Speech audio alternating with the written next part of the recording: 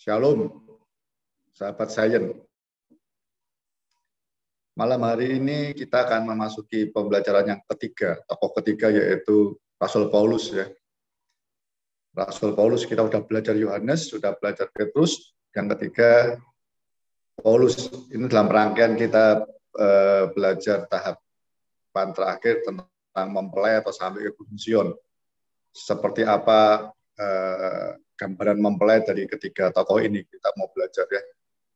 Yohanes sudah, Petrus sudah, sekarang kita masuk yang ketiga.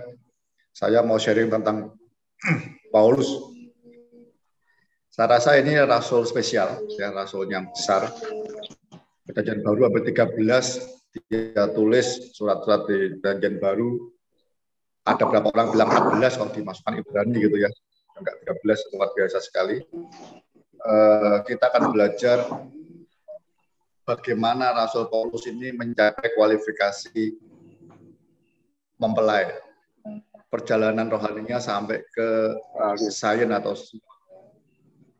dia mencapai garis akhir ya. Saya mau baca yang pertama, tentunya kita mau lihat di 2 Timotius 4 ayat 6 ya.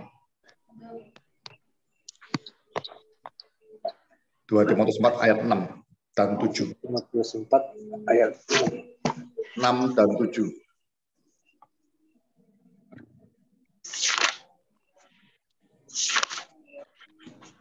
Mengenai diriku, darahku sudah mulai dicurahkan sebagai persembahan, dan saat kematianku sudah dekat. Aku telah mengakhiri pertandingan yang baik. Aku telah mencapai garis akhir dan aku telah memelihara iman. Sekarang telah tersedia bagiku mahkota kebenaran yang akan dikaruniakan kepadaku oleh Tuhan, Hakim yang adil pada harinya. Tetapi bukan hanya kepadaku, melainkan juga kepada semua orang yang merindukan kedatangannya. Ya, ini dia mengakhiri perjalanan rohaninya, imannya. Saya nafsirkan dari saya ya, dari anak, hamba, sahabat sampai mempelai. Kenapa saya penting ngomong mempelai? Nanti kita akan lihat di Efesus pasal 5, 22 dan 33. Sahabat sampai mempelai. Ini juga belajar anak, hamba. Ini kok double-double ya? Enggak ya? Ya, terus Pak. Mungkin semuanya bisa di-mute ya Pak Thomas ya. Biar di-mute dulu ya. Jadi Paulus menunjukkan betul, sungguh-sungguh bahwa tahapan terakhir ini sesuatu yang betul-betul tidak main-main. Ya, dikatakan, darahku sudah mulai dicurahkan. Ini hampir sama dengan yang tertulis di Ibrani. Ya, itu sampai mencurahkan darah.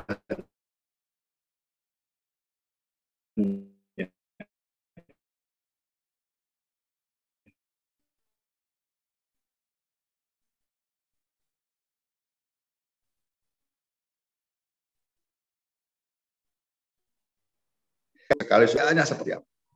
Ya. Jadi dia akan mengumpulin duit sampai dia mau menikah seperti itu. Nah, etapa terakhir dalam suatu pertandingan lari atau juga itu betul. Paulus ngerti itu. Dan dia selesaikan pertandingan sampai akhir. Kalau Anda lihat di Filipi 3, ngerti ya.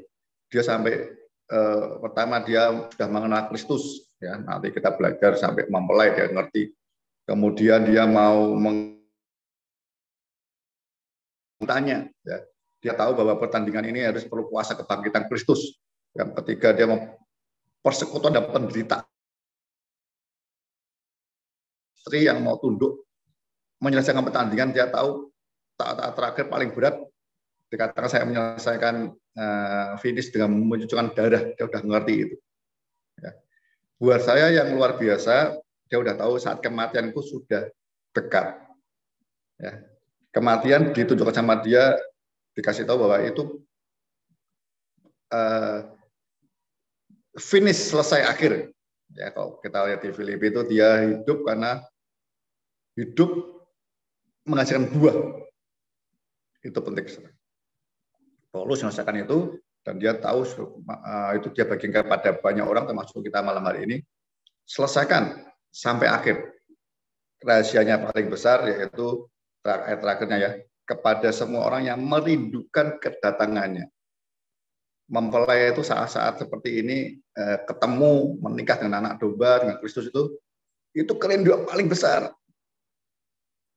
Ya, saudara. Jadi bayar harganya sampai mati, ya, itu luar biasa karena dia akan memperoleh mahkota tinggal bersama Yesus. Kalau Anda dan saya pernah belajar kemarin Wahyu 2 dan Wahyu 3 ketemu kan, tidak cuma sekedar mahkota, dapat pakaian putih, duduk bersama dengan Yesus, sesuaminya, dan seterusnya. Rindukan itu supaya kita punya iman, pengharapan, dan kasih semakin kuat. Ya. Dia menyelesaikan itu, kalau kita mau belajar peneguhannya yang ada, saya mau lompat aja dulu di Efesus 5. Kasih Kristus adalah dasar itu suami istri, ya. Saya mau menyambungkan, saya mau mengamalkan konteksnya dengan mempelai selesainya itu. Ya. Anda tahu semua ya, istri tunduklah kepada suamimu seperti kepada Tuhan, karena suami adalah kepala istri, sama seperti Kristus adalah kepala jemaat. Terus ya ini ayat 22 sampai 33, saya mau baca yang terakhir. Anda tahu semua ya. Lalu kayak suami, kasihlah istrimu sebagaimana Kristus telah mengasihi jemaat dan telah menyerahkan dirinya baginya, untuk menguduskannya, supaya menyucikan dengan memandikannya dengan air dan firman, supaya mereka menempatkan jemaat di hadapan dirinya dengan cemerlang, tanpa cacat atau keruk, atau yang serupa dengan yang serupa. Tetapi supaya jemaat kudus dan tidak bercela, dengan juga suami harus mengasihi istrinya sama seperti tubuhnya sendiri. Siapa yang mengasihi istrinya terus ya? Saya mau baca langsung ayat yang ke-32. Rahasia ini besar, tetapi yang aku maksudkan ialah hubungan Kristus dan jemaat. Saya renungkan, seringkali saya renungkan ayat ini, seringkali baru tadi sore saya sedikit memahami dengan seperti itu. Kenapa Paulus ngomong rahasia ini besar? Kok ini saya sampaikan sampai terakhir tadi ya. Anda tahu 2 Timotius surat dia yang terakhir, ditulis tahun 67 ya, sebelum dia mati. Ini penjara pertama dia nulis yang Efesus, Filipi, Kolose itu ya. Tapi ini penjara yang kedua, dia tahu mau mati sebentar lagi dan nulis kepada Timotius, 1 Timotius dan 2 Timotius. Surat terakhirnya dia tahu aku telah mengakhiri garis akhir dengan baik, sempurna, dia siap dipanggil Tuhan. Ketemu kekasihnya. Itu kesukaan besar, jadi kependeritaan kan tidak main-main. Nah, itu mengacu ke sini sebenarnya. Dia mengerti bahwa sesungguhnya dirinya itu seperti mempelai Kristus. Sama Wiser, hati-hati ya, yang semua laki-laki ya. Rahasia ini besar sekali. Jadi hubungan antara suami istri di dunia ini itu sungguh-sungguh menunjukkan ya, di balik itu ada rahasia yang besar. Itu antara Kristus dan jemaatnya. Paulus uraikan sedemikian rupa, tapi dia masih bilang ini misteri, ini rahasia besar. Saya tadi sore ketika berdoa persiapan ini saya seperti terbuka begitu. Ini saudara dan saya sebagai hamba Tuhan, gembala, ya, kita laki-laki, ya, kita laki-laki ini, ya, kita laki-laki, kita punya istri, ya, kita harus seperti Kristus mengasihi istri kita, sampai mati, tidak sekedar mati, tapi betul-betul menguduskan, menyucikan, firman Tuhan yang kita belajar bersama-sama. Suami itu kalau engkau mengasihi istrimu, mengasihi istri kita, harus tanda kutip mengajar firman kepada dia. Tidak sekedar mengajar sebenarnya, tapi dengan penuh kasih sampai menguduskan dia. Kalau saya bahasa saya kasarnya, kita ingin ketemu istri kekal sampai di surga. Ya. Tapi sekaligus kita ini, rahasia ini besar, tapi sekaligus kita ini yang sebagai suami, sekaligus kita sebagai istri. Jadi saya harusnya senang dalam arti begini. Harusnya kita sebagai hamba Tuhan, sebagai pendeta, sebagai gembala yang punya istri, ya, saudara dan saya harusnya bisa mencapai garis akhir supaya kita mempelai. Ya. Rahasia ini besar sekali, besar, hati-hati, jangan kepleset, ya, besar. Jadi satu sisi kita sebagai istri Kristus yang harus mentaati Yesus sebagai suami, ya, mentaati segala perintahnya. Ya, nanti saya akan ceritakan bagaimana awal perjumpaan Yesus. Nah, perjumpaan Yesus dengan Paulus atau Paulus dengan Yesus, lebih tepatnya Yesus menjumpai Paulus lebih tepatnya. Paulus karena waktu itu mau bunuh orang Kristen. Nanti kita lihat ya. Sekaligus kita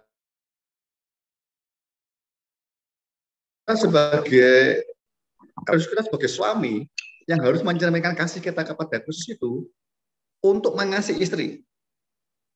Ya, nanti sekaligus keluarga dan jemaat Anda. Ya. Saya rasa semua rahasianya kita tahu. Sebagai suami yang mau benar sesuai firman Tuhan, ya, ngajar istri firman Tuhan, nanti kan tahu betapa hati kita ini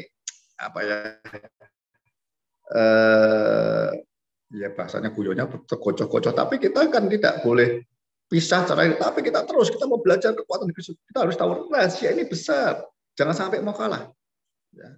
Kalah habis itu, ya, sampai ada hambatan cerai itu wah repot. Kristus kepada jemaat kasihnya bisa hilang semua.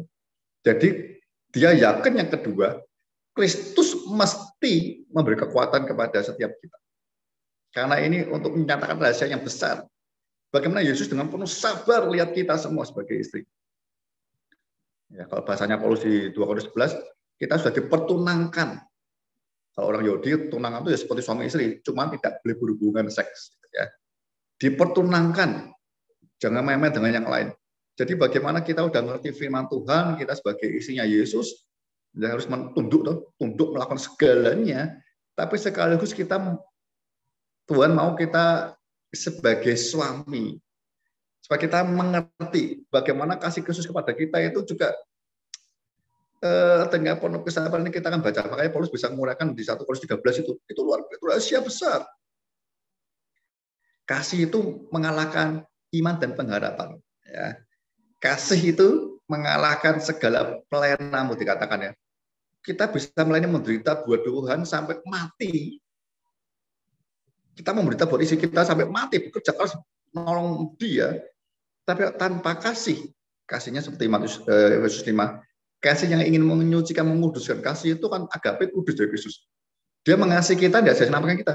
Tapi kita dimandikan firman tiap saat supaya kita, nanti kita lihat di Tesalonika, kita ini roh jiwa tubuh kita ini sempurna, tidak bercacat celah menjalankan katakan Kristus. Ada doa syafaatnya di situ, ya, dan sebagainya. Sebaliknya, ya, kita ini bisa sampai memberi nyawa dan sebagainya tanpa kasih nol. Kita bisa punya karunia, berbahasa orang pelayanan luar biasa sekali. Tapi tanpa kita, tanda kutip, mengasihi dengan benar seperti pada jemaat, itu nothing semua. Rahasia ini besar, saudara. Ya. Jadi saudara melakukan istri dengan benar, baik-baik. Bahasa saya ini seperti latihan. Latihan supaya kita semakin mengerti kasih Bapa, kasih Yesus khususnya bagi suami. Lihat saya seperti apa yang membakar. Aduh, yang tujuan hidupnya aja kadang murat-marit ya. Hari ini semangat, besok duniawi lagi. Ya. Terlalu banyak hal yang saya kerjakan yang sia-sia sebenarnya. Tidak berdampak kekal, tapi itu kita kejar. Ya. Kalau Paulus di Filipi 3 kita tahu, dia mengenal Kristus, pengen kuasa kebangkitannya yang tidak terkalahkan itu, mengalahkan maut. Tapi dengan itu dia mau bersekutu dalam penderitaannya. Penderitaan Kristus. Berlaku sampai dia mati seperti Kristus, kita mati seperti Kristus. Supaya kita bisa dibangkitkan menerima kemuliaan itu. Filipi 2, 5, 8 kita ngerti itu kan ya. Merendahkan diri sungguh-sungguh ya. Jadi manusia, jadi hamba, sampai mati di kayu salib itu penghinaan. Tapi dengan demikian, Bapak membangkitkan dia. Kemuliaan dinyatakan. dalam hidup bersama, ya, suami istri yang bersama, lalu dengan keluarga, dengan jemaat, mengenakan pikiran dan perasaan seperti Kristus begitu, melayani. Bukan sekedar memberi bunga, ya, bahasa cinta itu saya beberapa kali ngomong, tapi bahasa cinta sesungguhnya itu memberi firman. Itu yang menghidupkan, itu yang membuat kita ini kena Kristus dan kita bisa hidup kekal bersama dengan Kristus, bersama orang yang kita kasihi nanti. Ini rahasia besar. Saya harap setiap pendeta, sahabat saya, setiap gembala ngerti, terbuka rahasia besar ini. Ya, walaupun kita dengan berat hati, kemudian dengan banyak keluhan, banyak sukacita sama istri yang penolong, ya, seneng dukanya dan sebagainya, itu sesuatu pembelajaran besar, saudara. Ya. Satu sisi kita ngerti kasih Kristus kepada kita demikian sabarnya, 1 Korintus 13. Tapi satu sisi kita ngerti sebagai suami harus tidak sekedar mengasihi, tapi kita mentaati Kristus sebagai suami kita mau melakukan terus-menerus. Walaupun Paulus tahu harganya darah kita dicurahkan. Itu ya. Jadi terakhirnya surat Paulus menulis surat yang terakhir 2 Timotius, dia menyelesaikan itu. Dia sudah mencapai kualifikasi mempelai. Dia sudah ngerti, karena Efesus ini surat yang lihat tahunnya ya. Ini surat yang kedua sebelum surat yang terakhir dibuat, ya, kelompoknya Efesus Filipi begitu. Ya. Seperti itu, saudara. Orang ini kok bisa sampai seperti itu yang kita perlu belajar, sampai kualifikasi mempelai. Ini saya betul-betul orang ini spesial sekali. Ya, saya kalau lihat orang, lihat diri saya, banyak hampir sebelum dia dijumpai Yesus bertobat dengan buta 3 hari. Ya. Ini orang sungguh-sungguh mau apa yang dia percayai, dia yakini itu dia mau kerjakan dengan benar, walaupun salah sebagai orang apa Yahudi yang ahli Taurat yang ngerti betul. Ya. Tapi dia lihat tuh, sampai minta surat imam besar, dia mau kejar orang, semua orang Kristen yang dianggap dia sesat waktu itu, karena dia mau bela Yahweh-nya. Bila pun ditangkap, dibunuh, dia sah.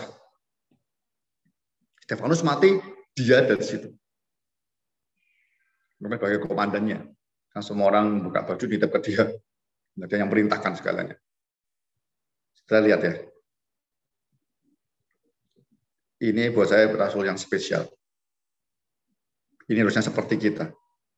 Orang-orang secara fisik tidak berjumpa dengan Yesus, tetapi secara roh penglihatan dia ngerti Yesus kepada Yesus dan dia tahu apa yang harus dia kerjakan. Sebelumnya saya mau bacakan kita di teks pertobatan Paulus, tapi saya mau baca dari Kisah Rasul 22, kesaksian dia sendiri. Lukas nulisnya waktu di Kisah Rasul berapa ya? 9 ya, pertobatan Paulus. Dia nulis, tapi Paulus jelaskan sendiri di ini. Ini ketika dia di hadapan Paulus bicara di depan orang Yahudi itu ya.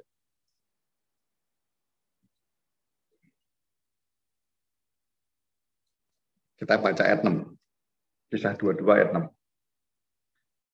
Tetapi dalam perjalananku ke sana, ketika aku sudah dekat Damsyik, yaitu waktu tengah hari, tiba-tiba memancarlah cahaya yang menyilaukan dari langit mengelilingi aku. Maka rebahlah aku ke tanah, dan aku mendengar suatu suara yang berkata kepadaku, Saulus, Saulus, mengapakah engkau menganiaya aku?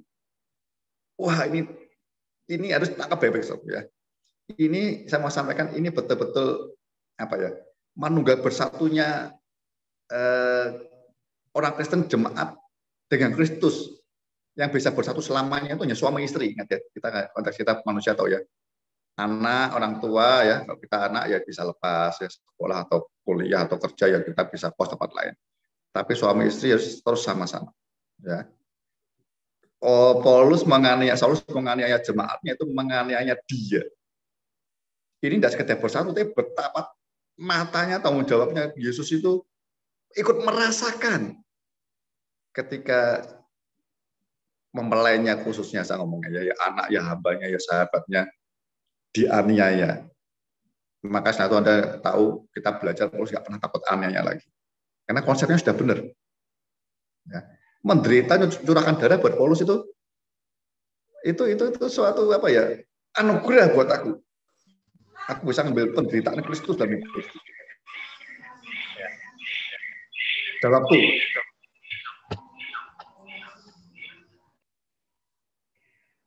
ini suara burung siapa nih? Jawab, siapakah engkau Tuhan? Katanya, akulah Yesus, orang Nazaret yang kau aniaya itu. Dan mereka yang menyertai aku memang melihat cahaya itu, tapi suara dia yang berkata kepadaku tidak mereka dengar. Nah, sebelumnya perhatikan baik-baik ya. Kita harus belajar seperti ini. Terkadang Pak hamba Tuhan tidak belajar seperti ini, Anda mentok di hamba. Maka kataku, Tuhan, apakah yang harus kuperbuat? What must I do? Apa yang harus kuperbuat? Kata Tuhan kepada, bangkitlah dan pergilah ke Damsyik, di sana akan diberitahukan kepadamu segala sesuatu yang tugaskan kepadamu. Ya, dan seterusnya ya. Anda saya lompatkan aja ayat yang ke-14 lalu katanya Ananias ya. Allah nenek moyang kita telah menetapkan engkau untuk mengetahui kehendaknya, untuk melihat yang benar secara roh. Ya, tadi dia buta karena melihat yang benar. Jadi selama kepercayaan yang keliru itu seperti buta di hadapan Tuhan.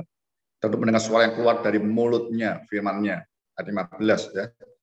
Sebab engkau harus menjadi saksinya terhadap semua orang tentang apa yang kau lihat dan yang kau dengar.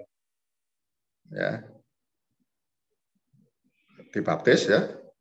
Kalau Anda tahu di perintahnya yang ada di Kisah Rasul 9 ya. Anda tahu bahwa perintahnya itu Paulus disuruh mengabarkan kepada orang-orang yang bukan Yahudi, penderitaan akan terus mengejar dia. Seperti itu, saya baca terus nanti ketemu ya. Saya tidak jelaskan semua, tapi saya mau ngomong untuk bisa mencapai kualifikasi mempelai. Seperti kita belajar Yohanes, Petrus ya, untuk mencapai mempelai, kita belajar dari awalnya seperti apa.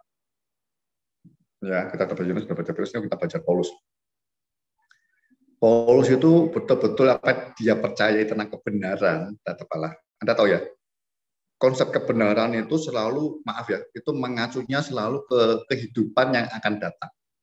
Ya, Paulus juga begitu, dia percaya Yahweh, dia jadi anak Allah, dia percaya Yahweh benar, nanti dia akan nikmati surga bersama dengan Yahweh. Jadi dia tahu bersama dengan Allah yang kekal itu, ya, itu bukan cuma dimensi waktu, tapi ada kebahagiaan yang sempurna di sana.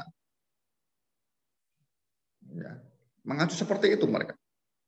Sehingga dia berani betul-betul mempercayai apa yang dia percaya itu agamanya, mentaati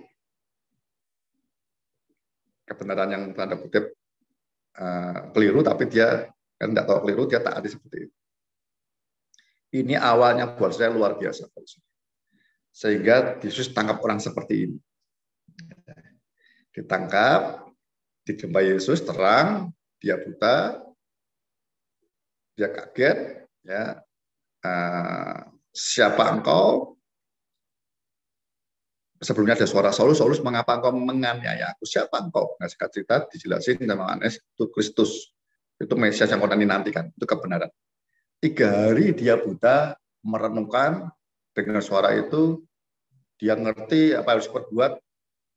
Di teks lain Anda ketemu di Kisah Rasul, diperintahkan untuk aku memakai engkau untuk memberitakan Injil ini kepada bangsa-bangsa lain, dan anehnya demi anehnya akan menantikan engkau. Orang ini, dia beritahu Ananias, penderitaan berat akan terus ketemu dia. Tapi dia nggak pernah takut lagi. Dulu buat orang menderita, buat orang mati, sekarang dia nggak takut. Kenapa, Saudara? Dia tahu rahasia kebenaran mempelai itu. Ini soalnya betul-betul yang tanggung jawab sekali ya. Orang percaya Kristus, dari anak, hamba, sahabat mempelai itu paketnya utuh. Di mata Yesus sebenarnya setiap kita ini sudah menjadi mempelainya dia. Berandal baru ya, kan rasanya besar ya. Jadi sudah disiapkan rencana planningnya. Sebelum dilahirkan, kata Paulus, sebelum dilahirkan, seperti Daud juga katakan, dari kandungan ibu, dia telah menyiapkan plannya sampai di Wahyu kita tahu 19.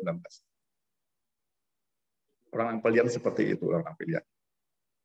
Ya, saudaraku. Jadi ini sungguh-sungguh ketika dia apa aku harus perbuat, baru Tuhan menunjukkan segalanya. Nah, fase ini, pengalaman ini saya harap Anda dan saya ngalamin. Kita terpanggil, kita dipilih, kalau bahasanya di Roma 8 yang nanti Anda lihat ya.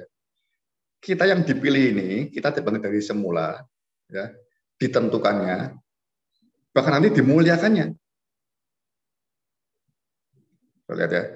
Jadi ada prosesnya kalau bahasanya di Wahyu tuh dipanggil, ya banyak dipanggil, sedikit dipilih, untuk yang setia sampai akhir.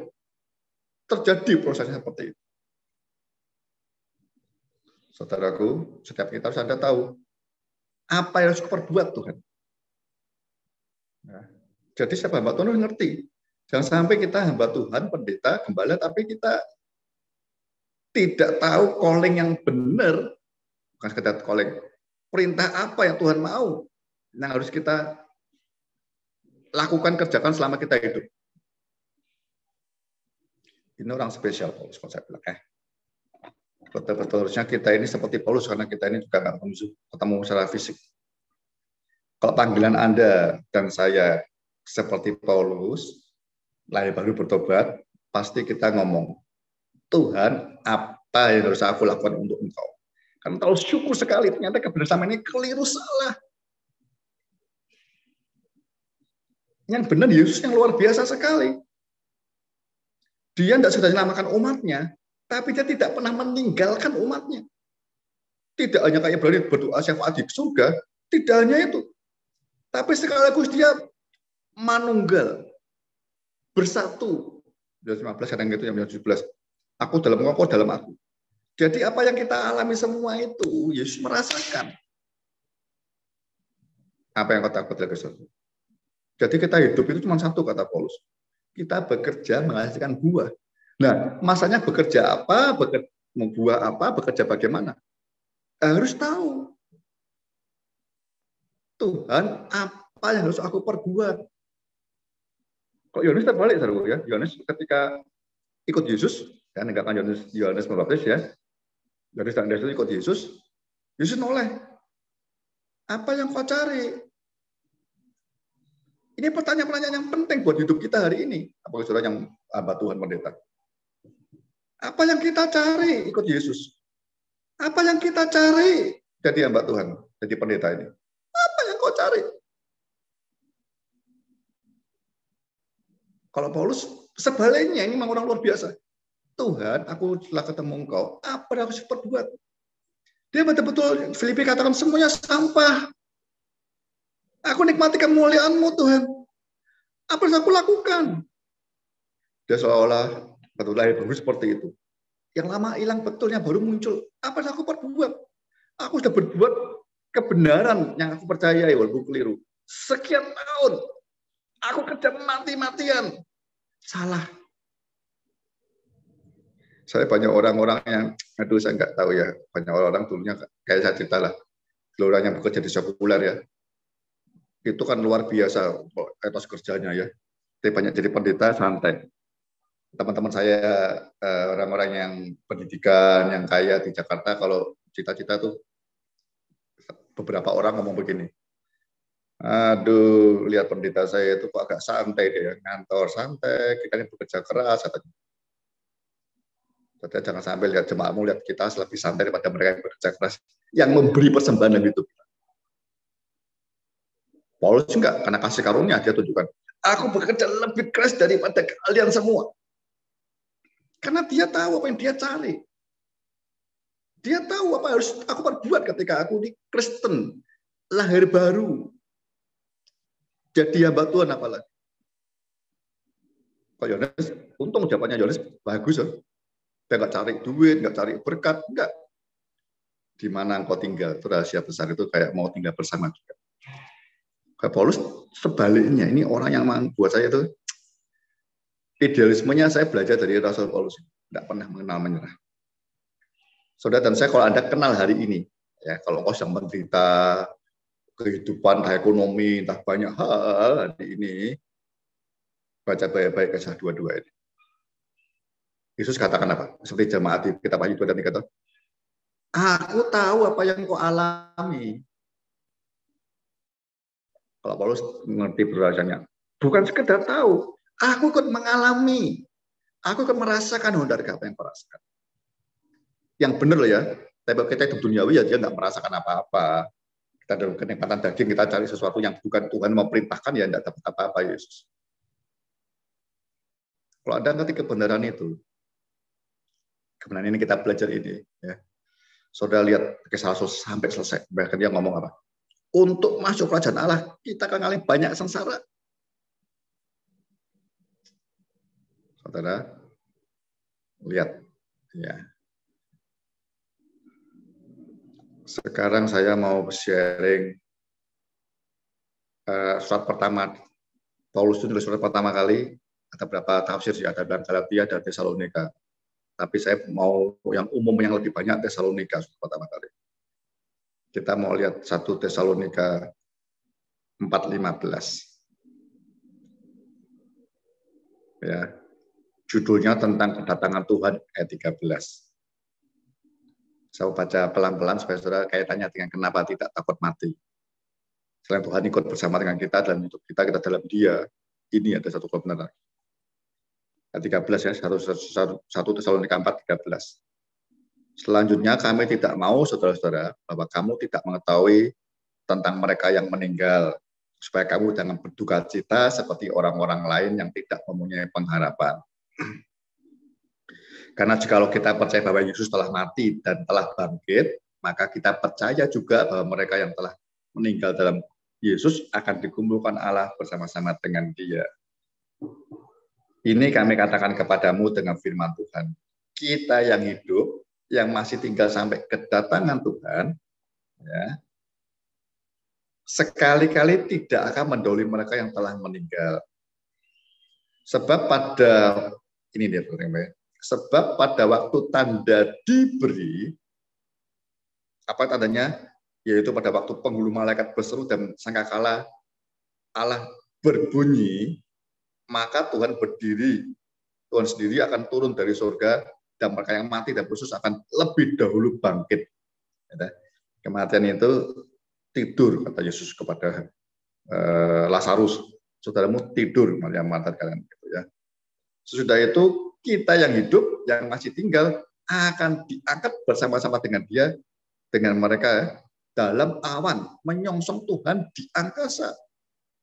Demikianlah kita akan selama-lamanya bersama dengan Tuhan. Itu hiburkanlah seorang yang lain dengan perkataan-perkataan ini. Kenapa ini disampaikan? Waktu itu sudah mengalami aniaya luar biasa. Di Asia Kecil itu sudah aniaya jemaat di mana-mana. Ya. Di luar mengalami aniaya jemaat yang luar biasa. Ya, kayak Smyrna itu kan sulit, hidupnya susah, sudah miskin, susah lagi. Di dalam ada pengajaran sesat. Kita tahu ada Nikolaus, ada Biliam, ada Isabel, banyak ajaran sesat. Yang membuat satu, ada dua hal. Yang membuat orang-orang ini takut mati. Akhirnya nyakal imannya. Ya. Yang kedua, kompromi. Ya. Karena pengajaran Biliam, Isabel itu enggak apa-apa. Nikolaus bilang, tubuh ini sudah memang dosa. Jadi mau berzina, mau percabulan, enggak masalah. Menyembah berhala. Kedua-dua menggerogoti itu sungguh-sungguh. Paulus, Yohanes, Petrus masih tahu yang benar seperti apa.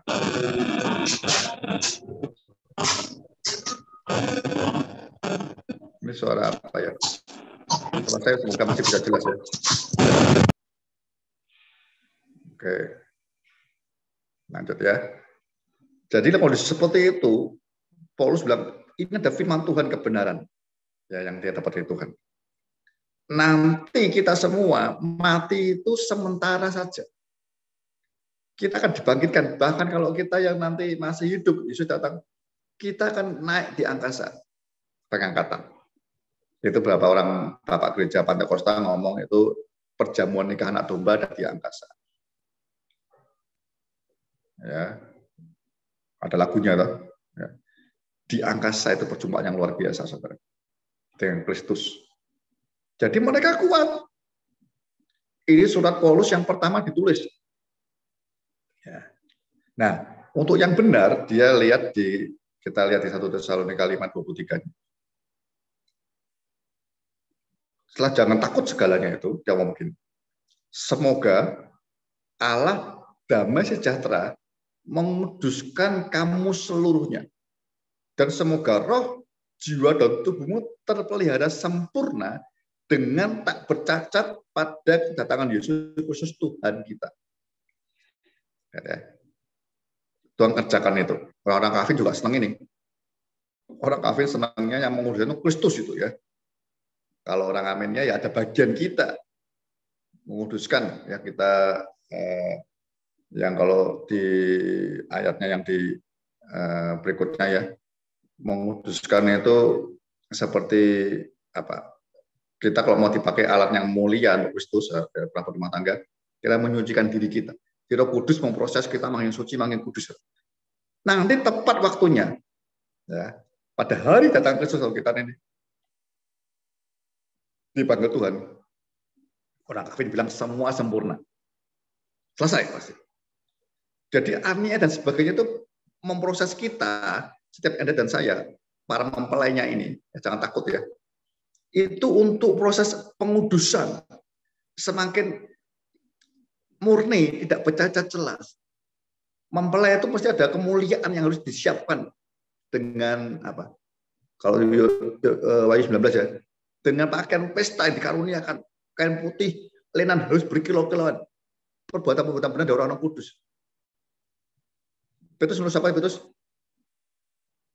Penderitaan kita itu memurnikan iman kita. Kita lihat ya. Ini surat dari yang pertama Paulus. Apalagi yang ditakuti? Ya. Selanjutnya saya mau sharing satu lagi hal yang ada di Roma 8 tadi ya, saya singgung sedikit ya. Roma 8 itu Anda kalau suami istri harus percaya ayat 28. Ini konteksnya kepada orang-orang yang melekat pada Yesus, percaya proses sampai sempurna itu akan terjadi. Ya, apapun yang penderitaan membuat kita dimurnikan. Kalau Anda tidak percaya begitu, 88 tidak berlaku pada orang seperti itu. Ya. Saya percaya, kita tahu sekarang bahwa Allah turut bekerja dalam segala sesuatu untuk mendatangkan kebaikan bagi mereka yang mengasihi Dia. Suami istri mengasihi Dia. Ya, mengasihi. Prosesnya nggak enak atau enak itu prosesnya akan membuat tadi 1 Tesalonika 5:23 sempurna kita. Yaitu bagi mereka yang terpanggil sesuai dengan rencana Allah. Apa rencananya? Sempurna. Seperti Kristus nanti. Sebab semua orang yang dipilihnya dari semula, mereka juga ditentukannya dari semula untuk menjadi serupa dengan gambaran anaknya. Supaya ia, Yesus, anaknya itu menjadi yang sulung di antara banyak saudara. Dan mereka yang ditentukannya dari semula, mereka itu juga dipanggilnya. Dan mereka yang dipanggilnya, mereka itu dibenarkannya. Dan mereka yang dibenarkannya, mereka itu juga dimuliakannya. Katanya itu sama dengan Wahyu 19 ya. Mempelai itu dikaruniakan untuk memuliakan kemuliaan. Dimuliakannya. Itu bicara masa konteksnya suami istri pernikahan nanti. Dimuliakannya. Nah, dimuliakannya mulai kalau Anda lihat di Filipi 2 tadi, kalau Anda ingat, itu mulai prosesnya mulai menderita untuk dimuliakan.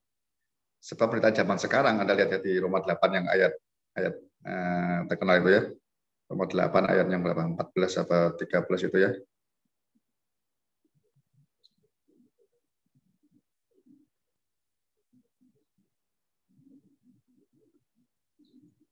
Ayat yang ke-18 itu ya. Sebab aku yakin bahwa penderitaan zaman sekarang ini tidak dapat dibandingkan dengan kemuliaan yang akan dinyatakan kepada kita. Ya. Ayat yang ke-17. Dan jika kita adalah anak, maka kita juga adalah ahli waris. Maksudnya orang-orang yang tidak menerima janji Allah, yang menerimanya bersama-sama dengan Kristus. Sekali saya terdengar para pendeta khotbah benih di sini. Teruskan harusnya. Yaitu jika kita menderita bersama-sama dengan dia, supaya kita juga dipermuliakan bersama-sama dengan dia. Ini ada suatu perbandingan terbaliknya karena ini manusia kita ya. Jadi kalau Anda tahu panggilan seperti Paulus, apa yang harus buat, kita ngerti itu. Ya. Banyak penderitaan itu ingin memurnikan, menyucikan kita. Ya. Itu perlu dimengerti supaya nanti daging kita habis betul. Nanti ketika Tuhan datang, kita dimuliakan. Seperti mempelai, punya pakaian yang kain lenan halus putih berkilau-kilauan itu. Prosesnya nggak ada lain seperti itu. Ya. Satu lagi tentunya yang tadi saya singgung yang harus kita ngerti yaitu di 1 Korintus 13 ya, yang kita tahu pasti. Saya ulang lagi ya, biar Anda tahu. Ini konteksnya Anda tahu ya. Setelah Paulus cerita menyampaikan firman Tuhan di 1 Korintus pasal 12-nya tentang karunia, ya, dia cepat-cepat kasih yang ayat yang pasal 13 ini. Supaya orang, ini karunia itu soal nikmat. Ya, karunia itu sesuatu yang ada 9 karunia itu ya. Karunia itu sesuatu yang nikmat dalam arti, wah orang pasti senang. Ini buat kita bergairah. Ada kesembuhan, ada mujizat, ada bahasa roh, ada menafsirkan bahasa roh, ada apalagi pengetahuan, ada hikmat, ada membedakan roh, yaitu marifat dan sebagainya. Senang semua. Ya. Nah, Paulus jagain ini. Itu semua dikerjakan dalam kasih, baik kasih pada Tuhan maupun sesama. Ayat pasal 13-nya. Sekalipun aku dapat berkata-kata dengan semua bahasa manusia dan bahasa malaikat, tapi jika aku tidak mempunyai kasih, aku sama dengan gong yang berkumandang dan canang yang gemerincing. Bahasa roh aja, ya, atau pengetahuan yang berdebat tanpa kasih, nol. Sekalipun aku mempunyai karunia untuk bernubuat dan mengetahui segala rahasia dan memiliki seluruh pengetahuan, dan sekalipun aku memiliki iman yang sempurna untuk memindahkan gunung, tetapi jika aku tidak mempunyai kasih, aku sama sekali tidak berguna. Dan sekalipun aku membagi-bagikan segala sesuatu yang ada padaku, bahkan menyerahkan tubuhku untuk dibakar, tetapi jika aku tidak mempunyai kasih sedikit pun, tidak ada faedahnya bagiku. Kasih itu sabar, kasih itu perhati, ya tidak cemburu. Ia tidak memegahkan diri dan tidak sombong. Ini sebenarnya mengacu ke pribadi Yesus sebagai suami. Kita sebagai istri mentaati dan kita sebagai suami juga mengerjakan ini.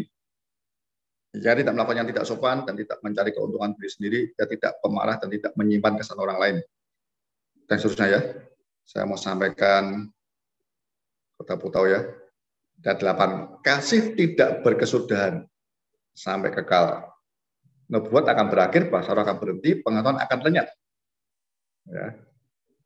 Sebab pengetahuan kita tidak lengkap dan nubuat kita tidak sempurna. Tapi jika yang sempurna tiba, maka yang tidak sempurna akan lenyap. Ini yang saya mau sampaikan, ayat 11. Ketika aku kanak-kanak, aku berkata-kata seperti kanak-kanak. Aku merasa seperti kanak-kanak. Aku berpikir seperti kanak-kanak. Yang anak rohani maksudnya ya, level anak. Sekarang sesudah aku menjadi dewasa, aku meninggalkan sifat kanak-kanak. Karena sekarang kita melihat dalam cermin suatu gambaran yang samar-samar. Tetapi nanti kita akan melihat muka dengan muka. Sekarang aku hanya mengenal dengan tidak sempurna. Tapi nanti aku akan mengenal dengan sempurna. Seperti aku sendiri dikenal. Nah, sini besar ya. Jadi prosesnya itu, saudara mengenal Allah itu makin hari makin sempurna. Makin jelas. Saudara tahu ya, harus ayat 3 ya. Apa sih itu kekal? Hidup kalau mengenal Bapa sebagai satunya Allah dan mengenal Yesus, Mesias yang anak itu utus. Itu hidup kekal. Jadi hidup kekal itu Anda menikmati sejak Anda seperti Paulus, kita berjumpa pertama kali dengan Yesus. Jadi hidup kekal itu sebenarnya bukan masalah tempat atau waktu selama-lamanya, tidak. Selama-lamanya karena kita menempel, kita melekat, kita bersatu dengan suami kita yang memang tidak ada dimensi waktu hidupnya itu Allah. Satu tempat karena mengacu supaya kita tahu tujuan hidup kita mau kemana, ke kerajaan surga, di mana dia bertahta. Jadi hidup kekal bukan itu hidup selama-lamanya. Neraka juga hidup kekal kalau begitu. Disiksa selama-lamanya, nggak mati juga. Bukan, hidup kekal mengenal, dinosko. Kasarku ya. Dan seterusnya ya. Demikianlah tinggal ketiga hal ini, iman, pengharapan, dan kasih. Dan yang paling besar adalah kasih. Oke, saya akhiri saya cerita begini. Saya itu belajar Paulus ini betul-betul ditemplak, ditegur banyak perkara. Saya ini banyak memikirkan hal-hal yang tidak berdampak kekal. Saya dengar kesaksian suatu hari pendeta siapa ya, yang tadi diomong itu ya, masih agak muda, Agus Marianto mungkin ya. Dia beberapa tahun yang lalu ikut pertemuan di Lausanne di Afrika Selatan, para gereja-gereja Injili di Lausanne itu ya, kumpul. Ya. Lalu dia tergerak ingin ikut sesinya pendeta dari Nigeria. Data kapita selekta gitu ya, milih materi mana yang Anda ikuti. Ya. Ini yang saya mau cerita. Saya orang Pantekosta Karismatik, seringkali saya mendengar tentang Nigeria itu yang terkenal siapa? Oyedepo. Ya, Anda tahu ya, tahun 90-an, 2000-an itu kan terkenal ya. Oyedepo itu yang terkenal di Nigeria, pendeta yang membangkitkan orang mati. Hampir setiap hari ada orang mati. Dia punya kota sendiri, punya pom bensin, dan semua dengarnya begitu selalu ya. Kalau Anda ikut jaringan doa ya, salah Pak Mas, dan semuanya selalu awal tahun 2000-an itu cerita itu yang digaungkan terus ya. Depo sering datang sini ceritanya begitu ya, luar biasa, jemaahnya jutaan. Itu saya sering dengar begitu dan saya senang ya. Tapi beberapa berita yang saya dengar, negeri itu negara termiskin, gejolak tidak pernah habis. Nah, suatu hari ini atas kata serta dia ikut beritanya Nigeria. Saya kaget. Nah, namanya Benyamin siapa, saya lupa itu. Benyamin siapa itu, dia menyampaikan apa? Tentang ikut Yesus. Sama gabung dengan mempelai ini, Paulus ya. Ikut Yesus itu dia tahu, di negeri dia membayar harganya luar biasa. Gerejanya berapa kali dibangun, dibakar, dihabisin ya. Terus dia menderita, disiksa, dan sebagainya. Saya kaget dengar itu. Duh, kok terbalik ini? Jadi ada dua versi. Ya. Yang tadi yang saya sering kali dengar jaringan doa ya, dan saya dulu kan juga ikut ngurus jaringan doa. Itu dipasang terus. Tapi pendeta Benyamin siapa ini alami sebaliknya. Nah, kata pendeta Agus ini, kalau nggak salah namanya ya, ada orang bertanya, ada seorang tanya, bagaimana Anda bisa mengatasi hal yang sulit demikian dalam hidupmu? Anda kutip ya, menderita dianiaya begitu. Anda masih bertahan dan saya lihat Anda menyampaikan dengan semangat sekali, dengan penuh bukan sukacita sih, tapi damai sejahtera. Dengan memberi encourage, memberi kekuatan, memberi semangat kepada yang dengar. Kiranya gitu, ada satu pertanyaannya. Nah, jawabannya dia kata begini. Saya tidak sempat memikirkan hal-hal yang sedang saya alami. Karena masih banyak hal yang kita pikirkan. Yang harus kita pikirkan. Tentang kerajaan Allah. tentang keselamatan. Banyak perkara yang kekal yang besar yang Tuhan mau kerja dalam hidup kita. Itu saya dengar itu kaget saudara. Ketika minggu lalu, ini kan lagi persiapan ini saya. Oh, ngerti saya. Kita ini ngejar hal yang remeh-temeh ya. Bergumul, jatuh bangun, urusan emosi, yang kita suka marah, jatuh bangun urusan apa? Duniawi lagi, urusan apa? Pornografi, urusan banyak hal yang kecil-kecil kita urusi terus sampai sakit hati, saling menyakiti. Aduh, itu Paulus bilang itu kebodohan betul. Kalau saya bodoh. Hal yang kecil-kecil kita singgung ya, apa enggak enak, hal kecil-kecil ya, urusan batik. Gitu-gitu kita pikirin gitu loh. Yang ada dampaknya kekal. Nanti kita di kelompok satu ya, kelompok PA sama saya. Saya bilang, orang berdoa sampai nangis-nangis. Ya. Itu seringkali apa? Urusan pekerjaan. Urusan nggak ada duit. Urusan susah. Untuk makan susah. Berdoa sama Tuhan. Ya baik. Ya. Tapi itu nilainya, kalau hanya urusan begitu ya, aduh makan bagaimana, itu nilainya terlalu kecil. Ada Bapak gereja Tertullian kan, yang pernah saya sampaikan. Itu waktu zamanannya gereja mula-mula tuh ya, ada jemaatnya ngomong, ya mungkin Smyrna atau mana itu ya, Pak, bagaimana kita bisa hidup Pak? Ya. Kita hidup bagaimana ini? Kita dianiaya, kerjaan susah dan sebagainya, bagaimana kita bisa hidup? Apa Bapak gereja jawab? Tertullian itu. Kenapa kita harus hidup? Oke saya.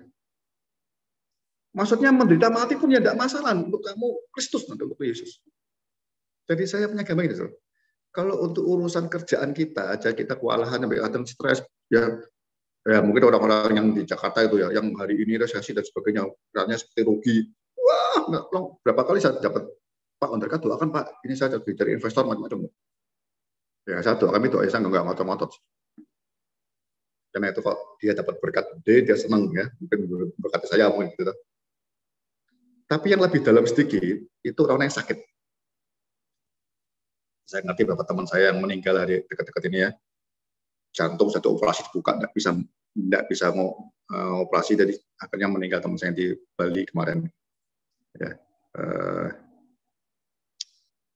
mendoakan saya juga berdoa ya. Itu lebih dalam maknanya depan Tuhan. Saya kadang nangis macam-macam orang sakit ya, karena ini kena dirinya sendiri. Tapi yang paling mulia, yang kayak di Alkitab katakan, air mata yang ditampung, tangisan kita itu ditampung dalam kiribat Allah. Kita baca dulu. Itu orang yang menderita karena iman dan kasih kepada Kristus. Karena iman kita, karena kasih kita kepada Kristus, kita mengalami banyak kesulitan, bahkan aniaya. Itu tangisan-tangisan kita, Tuhan, kuatkan aku. Beri aku kekuatan, beri aku keberanian Tuhan, tidak menyerah. Itu mulia di hadapan Kristus. Tuhan mau kasih seperti itu. Jadi Paulus pengen mengenal dia. Kuasa kebangkitannya, kuasa yang luar biasa itu. Bukan titik. Yang ketiga, kalau Anda mempelai, persekutuan dengan penderitaannya. Itu mempelai. Banyak hal terus yang Anda percaya. Anda lihat jemaat dan keluarga yang imannya nggak maju-maju, yang nggak makin mengasihi Yesus, nggak makin berani hidup buat Kristus dan sebagainya. Urusan kecil-kecil terus nggak maju-maju. Yuk kita mulai dari hidup saya, hidup kita lebih dulu. Kayak Paulus, ngerti betul tandanya yang pertama kali. Ya. Setelah dia tahu hidupnya menyatu dengan Kristus, sudah nggak ada apa yang dia inginkan apa lagi. Nanya kepada kekasih kita, what must I do?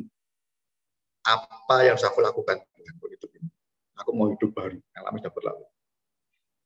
Termasuk motivasi hidup kita, tujuan hidup kita lebih penting. Apa? Tuhan nanya apa yang kau cari? Kita cari apa sih buat Yesus?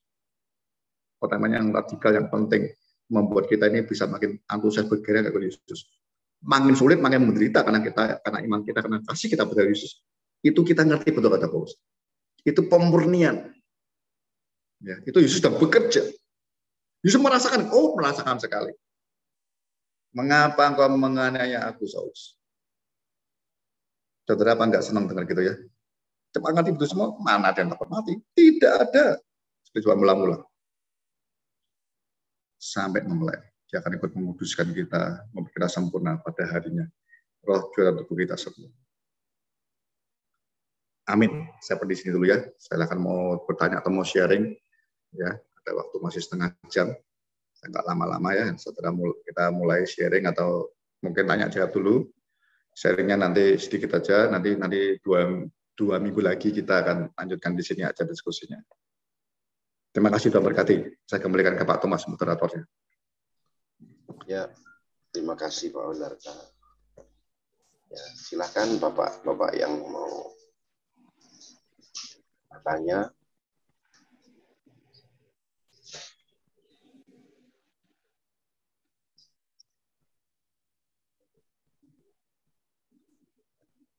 Silakan.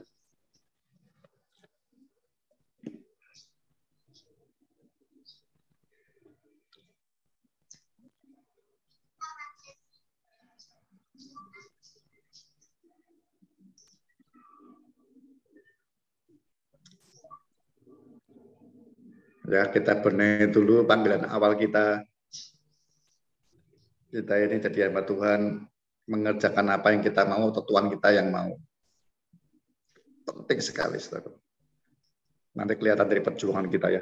Perjuangan kita itu kelihatan betul nanti. Apa yang kita perjuangkan, kita berjuang untuk apa? Ikutlah dalam pertandingan yang benar, kata Paulus kepada Timotius.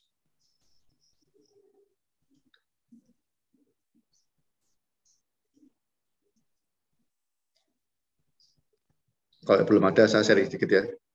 Kalau ada, lihat di kitab Efesus ya. Itu kan the best-nya Paulus. Oh ya, Pak Edwin, silakan Pak Edwin. Oh, silakan. Baik, shalom, selamat malam Pak Hon. Shalom Pak. Selamat malam buat rekan-rekan semua. Baik, sebuah pelajaran yang begitu luar biasa yang dapat kita pelajari dan kita dengarkan seperti apa yang sudah disampaikan oleh Bapak Hon Darka ya, tentang kehidupan seorang hamba Tuhan yang bernama Rasul Paulus. Saya melihat kehidupan Rasul Paulus ini memang luar biasa. Tapi saya lihat kenapa Rasul Paulus ini memang menjadi seorang rasul yang punya tujuan hidup yang fokus hidupnya itu begitu luar biasa. Saya membaca surat-surat Rasul Paulus, ya, surat-surat Rasul Paulus yang dia kirimkan kepada jemaat-jemaat pada masanya. Sebagian besar dia tulis dalam penjara. Satu keunikan yang saya lihat, dan inilah yang saya lihat juga kenapa Rasul Paulus ini menjadi seorang yang begitu luar biasa. Rasul Paulus dalam banyak suratnya, dia selalu memulai dengan sebuah pernyataan, Pak Hon. Dia selalu memulai dengan sebuah pernyataan bahwa dia adalah seorang rasul. Ya, oleh waktu kemarin saya sampaikan di persekutuan teman-teman persekutuan Garda. Dia sampaikan bahwa dia adalah oleh kehendak Allah. Ya, dalam Kristus Yesus, aku sebagai seorang rasul. Nah, ini dia. Jadi yang pertama, Paulus ini punya sebuah kepastian secara pribadi yang meneguhkan dia bahwa dia adalah seorang yang betul-betul dipanggil oleh Tuhan, ya, untuk menjadi seorang rasul. Ya. Jadi ada sebuah keyakinan dalam dirinya. Dia tidak ragu-ragu mengatakan ini kepada jemaat-jemaat yang dia kirimkan surat pada waktu itu. Kemudian, itu yang pertama. Kemudian yang kedua, kenapa Rasul Paulus ini seorang yang begitu luar biasa? Karena dia betul-betul mengalami Tuhan di dalam hidupnya. karena dia beberapa kali menyinggung bahwa apa yang aku terima sendiri dari Tuhan, ya kan? Dia berjumpa dengan Tuhan secara pribadi dalam perjalanannya ke Damsyik, ya. Nah, ini dia selalu singgung itu dalam surat-suratnya. Jadi bagaimana pengalaman hidupnya, ya. Kalau kita bicara juga dalam pengalaman hidup dia, bagaimana dia mengalami banyak situasi sulit, ya, itu luar biasa. Dia bilang di surat apa saya lupa kemarin itu 1 Korintus atau 2 Korintus, bagaimana dia mengalami kerap kali berpuasa, karam kapal, kelaparan, ya, dilempari batu, hampir mati, disesah. Ini pengalaman hidup yang luar biasa, ya, yang membuat dia punya sebuah keteguhan hati dalam pelayanannya. Itu mungkin Pak Hon, ya, yang bisa saya share, bagikan itu. Menanggapilah kira-kira. Saya harap begini ya, untuk kita semua ya, saya tahu ada pendeta semua gitu ya. Kalau ngomong Paulus ya dari kitab Roma sampai selesai nanti Ibrani, ya kita banyak hal itu ya. Tapi tolong beatikusnya bisa fokus. Anda menanggapi hal-hal yang saya sampaikan. Ya, pertanyaan hal seperti itu. Yang sampai Pak Ewin juga, nanti orang lain juga nambahkan banyak sekali. Karena saya nggak bahas tiap kitab loh. Sampai kita nanti bisa 2 hari ya bahas kitab. Yang berkaitan dengan mempelai, ya. Yang berkaitan dengan proses luar biasa. Saya percaya sekali. Saudara kalau suruh nulis semua, saya rasa korbannya Paulus bisa nggak habis 3 tahun, mungkin nggak bisa habis. Tapi yang kita dalamkan, saya khususnya, bagaimana Anda lihat yang luar biasa itu suatu pijakan loh. Saya coba Anda lihat Yohanes atau Petrus ya, step by step loh, saudara. Begitu. Jadi luar biasanya itu Anda aplikasinya apa yang kita belajar. Pak Ewin itu oke banget, gitu ya. Tapi hal-hal seperti itu banyak yang lain. Nanti kalau Anda ngomong semua ya banyak sekali. Anda nyinggung yang dibahas misalnya tentang Galatia ya nggak habis lagi nanti ya. Banyak perkara gitu ya. Tapi terima kasih masukannya tadi ya ngomong KP. Tapi semua orang udah ngelengkapi itu semua, nggak habis-habis tadi. Ya, yang kaitan dengan proses yang saya sampaikan, Anda nangkap apa itu loh? Ya kayak orang kuliah kan, Anda dengar saya ya, ini. Ketika saya menyampaikan materi saat ini, Anda apa gitu ya. Supaya kita nggak nyebar-nyebar. Yohanes juga banyak Yohanes ya. Itu juga. Tapi yang kita lagi belajar ini kaitan mempelai, prosesnya yang apa? Misalnya tentang mempelai ya, tentang kasihnya gitu ya. Ya saya harap biar waktunya lebih lebih fokus untuk hemat waktu untuk lebih fokus ke mempelai begitu. Terima kasih Pak Iwin ya. Yang lain silakan kaitan dengan apa yang saya sampaikan belajarnya ya.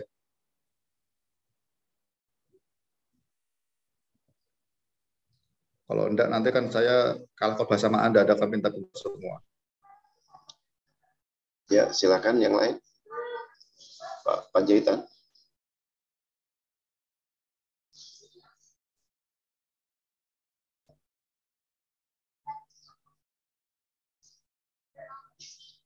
Ya, oke. Yang menarik yang disampaikan tadi di awal-awal Pak Hondarka katakan kompromi masalah pengajaran. Di dalam Kisah Rasul pasal 20 ayat 29 dan 30 Paulus mengalami sedikit ada kekhawatiran kalau dia sudah tidak bisa ada bersama dengan jemaat itu. Artinya ada kekhawatiran yang dirasakan oleh Paulus terhadap keadaan yang saat itu. Karena memang seperti yang dikatakan Pak Hondarka tadi, tekanan aniaya yang sangat besar dari luar, dari dalam ada banyak pengajaran. Kalau kita baca lagi di 1 Timotius, karena Timotius ini adalah merupakan anak rohaninya di pasal 1 Timotius pasal yang keempat ayat pertama itu, Paulus menuliskan di situ, tetapi Roh dengan tegas mengatakan bahwa di waktu-waktu kemudian, artinya waktu-waktu kemudian ini pun di masa kita sekarang, kalau kita tarik kepada masa kita sekarang, banyaknya pengajaran yang muncul. Dan itulah saya rasa yang disebut oleh Paulus yang di dalam Efesus angin pengajaran. Munculnya banyak pengajaran-pengajaran sekarang yang tidak teruji dan tidak ada bukti yang muncul hari-hari ini. Nah, sebagai gembala sidang yang memang diberi Tuhan kepercayaan untuk mengawasi supaya jemaat itu tidak terpengaruh dengan ajaran-ajaran yang menyimpang.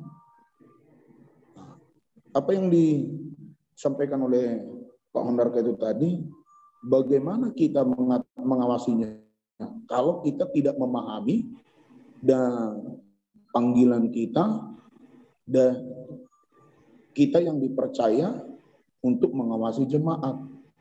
Nah, artinya kalau saya lihat ya, yang saya tangkap, artinya kita lebih supaya kita lebih mendalami dan memahami apa sih panggilan kita sebagai hamba Tuhan, sebagai gembala sidang yang dipercaya Tuhan untuk mengembalakan domba-dombanya. Bagaimana tanggung jawab kita? Kalau kita sendiri aja hanya cuman mengerti yang penting aku melayani, aku hamba Tuhan, berarti ya kita akan, jangankan jemaat, kita pun akan tergerus dengan banyaknya pengajaran-pengajaran yang muncul hari-hari ini. Nah, saya rasa di situ. Jadi ini yang menjadi perenungan buat kita sebagai gembala-gembala sidang yang memang Tuhan percayakan untuk melayani di hari-hari terakhir ini. Kita tahu keadaan hari ini begitu sulit, tentu tidak mudah buat kita bagaimana meyakinkan jemaat, bagaimana supaya mereka bisa tetap setia dan taat akan perintah-perintah Tuhan. Nah, itu aja. Terima kasih. Mohon ditambahkan. Ya, sebelumnya saya mau sedikit aspirasi untuk Pak Ewin tadi ya. Sebutan rasul buat Paulus itu sesuatu kalau Anda lebih dalam pelajari dari urutan ketika dia bertobat akunnya rasul yang diberi khusus dan sebagainya. Prosesnya saya mau ngomong ya, prosesnya nanti jadi mempelai, makin hari dia makin betul-betul merendahkan diri Yesus makin tinggi. Ada Anda baca nanti di satu ayat ya, ketemu Anda urutkan aja tentang rasul Paulus ngomong apa semua. Ada ayat begini. Aku ini rasul yang paling hina kata mereka semua. Dulunya dia makin dia, karena dia makin tua, makin tahu mau mencapai grace akhir, dia makin ngerti bahwa sesungguhnya yang dimuliakan hanya Kristus saja. Nah, jadi kaitan dengan itu yang saya mau sampaikan, saudara harus memahami seperti itu semua ya. Ini kita tidak ngomong Paulusnya tidak, kita nggak ngomong Yohanesnya tidak, kita nggak ngomong Petrusnya saja tidak, tapi kita kaitan bagaimana proses dan progresnya orang-orang ini sampai mempelai itu yang penting. Ya, saya lah ya. Ini kan berulang saya sampaikan anak, hamba, sampai melihat proses progresnya gitu. Jadi saudara juga nikmati kebenaran Anda bertumbuh gitu ya. Nanti Pak William cita ngomong anak apa ya. Yang penting jangan sampai gembala kita juga kena ajarnya benar apa benar kita tahu dulu enggak gitu loh. Gitu. Bagaimana kita bisa ya kalau ada dewasa. Kalau Anda lihat Efesus 4 ayat 11 dan 16 ya. Ada satu ayat bagaimana supaya anak-anak ini jemaat tidak terombang-ambing. Ya jangan anak-anak. 5 jawatan itu termasuk gembala dan pengajar nanti ya. Anda harus mengajar mendewasakan supaya anak-anak dewasa. Supaya tidak terombang-ambing. Tidak ada cara lain. Nah masanya jangan sampai kita ini juga terombang-ambing nantinya. Tidak usah nanti sekarang aja. Ya, tesnya bagaimana, saudara? Kalau lihat Efesus 4 atau nanti kita belajar banyak ya. Anda ngalamin proses dan progresnya itu. Anda semakin berani mengasihi Tuhan, imanmu, kasihmu kepada Kristus itu ngalamin banyak tantangan tidak? Hari ini apa yang Anda, gini ngeceknya gampangnya. Apa yang membuat kita ini berdoa saya malam-malam hari apa sih? Karena saya menangis-nangis berat apa sih? Camkan baik-baik kepada hamba Tuhan, Pak Gembala. Anda pemimpinnya. Apa yang membuat seperti itu?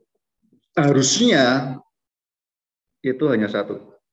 Karena mulai penderitaan yang berat karena iman dan kasih kita kepada Yesus sedang ditekan banyak. Itu boleh nangis Tuhan sampai para orang-orang dewasa itu. Sampai kapan penderitaan ini berlalu? Tidak dilepaskan. Oh, tidak dilepaskan, tidak. Beri kekuatan, beri keberanian. Jemaat Smyrna kita tahu setia sampai mati di situ. Gitu loh Pak, ya buat kita semua ya. Jadi ngukurnya Anda terombang ambing itu agak sulit ngukurnya. Paling bisa kita ngomong doktrin kita paling benar gitu kan. Tapi secara coba dicek ya, doktrin kita hari ini kan berkembangnya banyak. Ya. Saya rasa dulu apalagi Pantekosta, tidak ada kita ngomong kemakmuran. Lutut, ya, iman, gitu misalnya. Nah itu coba di apa ya? Kalau Anda tadi belajar, kita kalau lihat nanti 2 minggu lagi Anda baca semua Paulus semua ya. Bagaimana proses dan progresnya Paulus dari bertobat sampai akhir seperti apa? Anda coba. Jadi kalau Anda besok 2 Senin lagi mau ketemu, tolong belajarnya sesuatu yang berkaitan dengan ada proses dan progresnya seperti apa. Ya, tolong. Jadi ada pembelajaran kebenarannya gitu loh. Ya. Anda akan ketemu ya nanti salah satunya Paulus selalu mengajarkan tentang kebenaran. Tidak sekedar iman nanti Anda ketemu. Pengajaran tentang kebenaran. Dewasa itu masalah iman. Ya. Kalau fokus kita pelayanan karena lihat imannya jemaat, bahaya. Ya. Tapi kita ngajar jemaat kebenaran menjadi batu pijakan yang kuat sehingga dia ketika apa ya penderitaan ujian datang dia nggak jatuh. Nah, saya mau sampaikan satu hal yang Pak Willy sampaikan, saya kok teringat yang kita lihat ya. 2 Tesalonika, ini surat yang pertama dari Paulus. Terkait dengan kejamannya 2 Tesalonika 2. Karena memang ada penyesatan tentang kedatangan Tuhan Yesus kita, pertama ya. Tentang kedatangan Tuhan yang kita Yesus Kristus, yang terhimpunnya kita dengan Dia, kami minta kepadamu saudara, supaya kamu jangan lekas bingung dan gelisah, baik oleh ilham roh maupun oleh pemberitaan atau surat yang dikatakan dari kami, seolah hari Tuhan telah tiba. Segangalah kamu memberi dirimu disesakan orang dengan cara yang bagaimanapun juga. Sebab sebelum hari itu, haruslah datang dahulu murtad. Dan haruslah dinyatakan dahulu manusia durhaka yang harus binasa. Dan seterusnya. Sama gitu, ya. Terombang ambing itu semua tujuannya iblis itu, antikris itu ya. Tujuannya cuma satu, murtad nanti. Apa sih murtad? Murtad itu kita menyangkali apa yang kita percaya itu murtad. Kalau bahasanya mempelai, kita cerai sama suami kita. Ya. Itu murtad. Haruslah datang dulu murtad. Ini firman yang ngomong, iblis tahu itu. Jadi iblis merasa diberi hak untuk buat orang murtad. Dari hari ini. Ya, dan bacanya dengan banyak ya. Jadi memang sampai kemarin itu betul makin menjelang ada 24 ya. Makin menjelang akhir Yesus mau datang. Itu nabi palsu banyak sekali, mesias palsu banyak sekali. Nah, kalau ada dan saya tidak dewasa dulu seperti Paulus. Anda tidak berlari, bekerja dengan buah. Ya tadi kita baca banyak tuh, mengasihi Kristus dan seterusnya. Ya. Firman Tuhan jadi kebenaran. Anda mengajar keluarga kita, isi anak sama jemaat itu kebenaran. Jangan sekali ngajar cuma iman toh. Iman itu kalau orang menghadapi tantangan kasih iman kuat, lebih kuat diajar kebenaran, berarti lebih makin dewasa. Ya. Harapan saya seperti itu. Jadi kita udah belajar mempelai, saudaraku ya. Mempelai. Saya percaya paling tidak kita udah jalan lah. Anak, hamba, sahabat, mempelai. Paling tidak kita tahu ada peta jalannya. Ya, saudaraku ya. Yakinlah itu mempelai.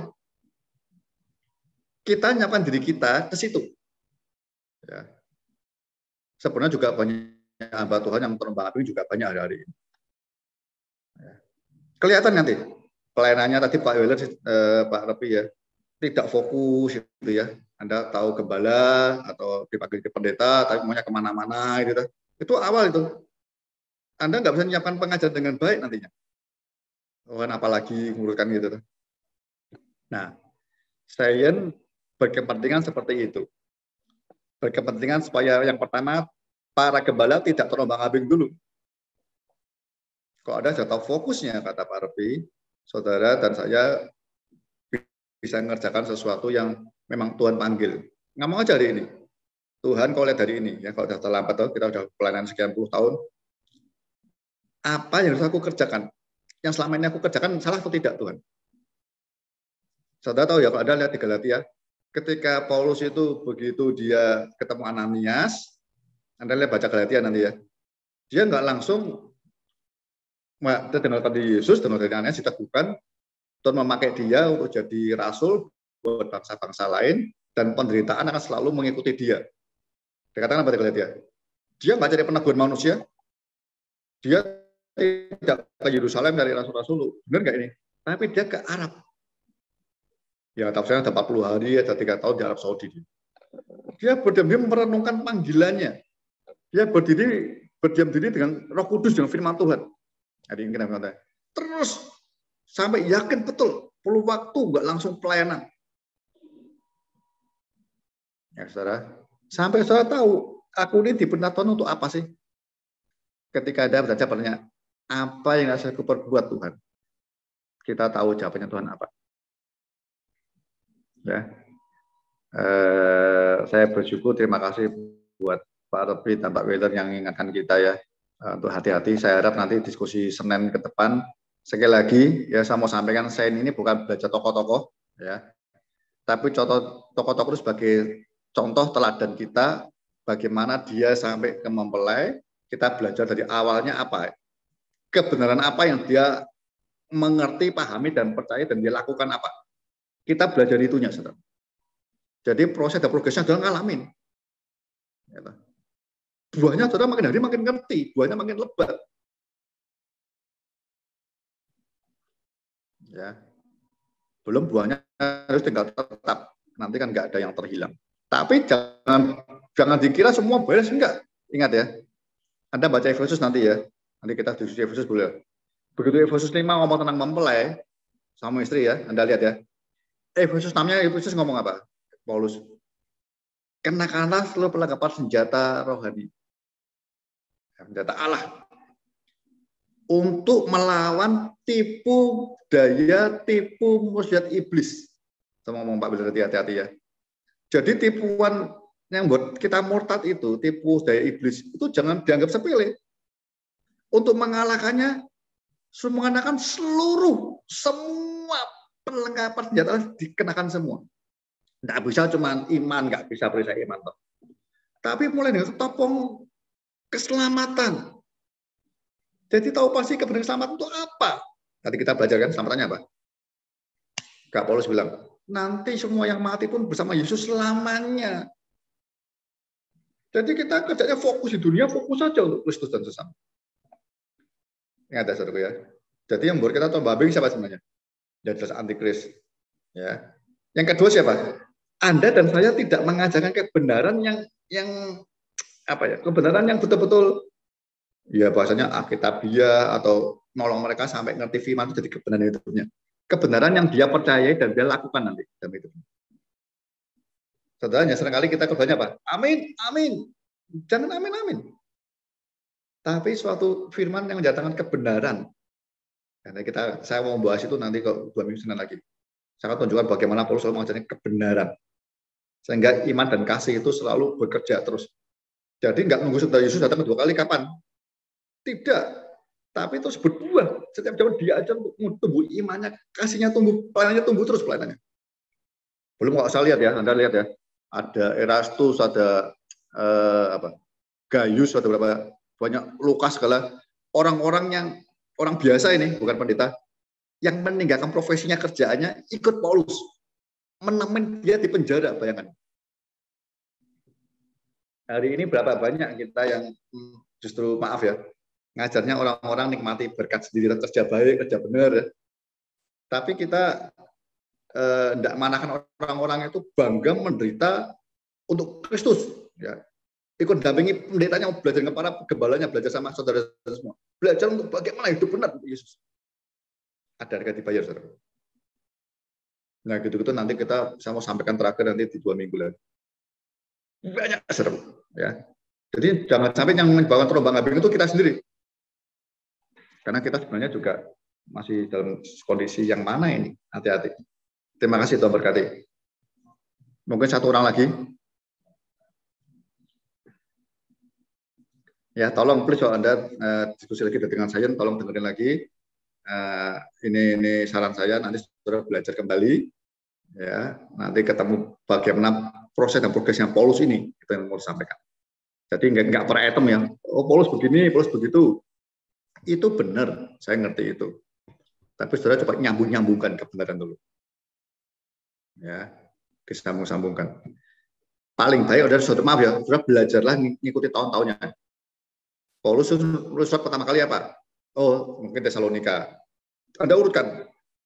Jadi tulisan demi tulisannya itu bukan secara kronologis di Alkitab, tapi waktu sudah akan ngerti. Bagaimana proses Paulus sampai dewasa Anda akan menikmati. Artinya Pak Rabi itu bagus sedikit ya. Rasul dipilih Allah, dipanggilkan Tuhan. Tapi makin lama dia ngerti, aku ini rasul paling hina, paling berdosa dari banyak rasul. Awalnya dia bangga, tapi makin hari makin dia merendahkan diri. Ya, saudara paling baik kalau ngomong tokoh-tokoh begini, Anda urutkan waktunya. Tulisan pertama kali apa, kedua apa, surat mana, Anda kan ngerti. Bagaimana prosesnya Paulus, progresnya terjadi tuh kedewasaan rohani. Jadi Anda niat belajarnya, saya niat ya, ada ya proses belajarnya sebagai murid. Nanti kan kamu banyak sekali.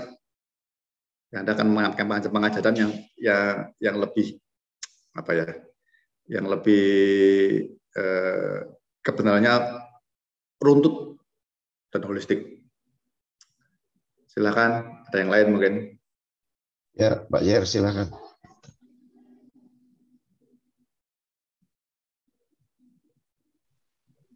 Ya, baik, terima kasih. Selamat malam, Pak Hundarka, Pak Thomas, dan teman-teman semua. Malam. Terima kasih buat pembelajaran malam hari ini.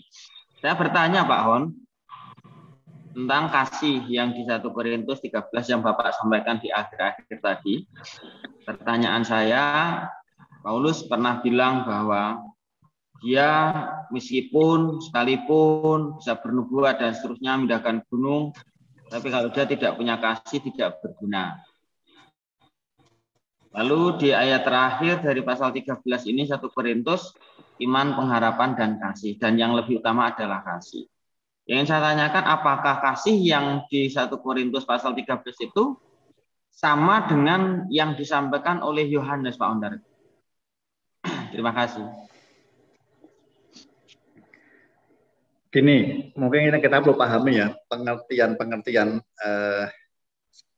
ya belajar bahasa aslinya satu, kemudian kasihnya agape gitu ya. Yang kedua, kita perlu belajar begitu. Setiap firman Tuhan tentang kasih itu selalu bukan titik, ya.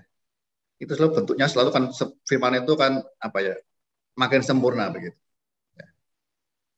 Jadi makin masing-masing Yohanes, Paulus yang mau kasih itu kasih agape. Ya. Mereka nanti yang lain juga itu sesuatu yang nyambung nanti, membuat semakin holistik, makin sempurna. Begitu. Bacanya begitu. Ya.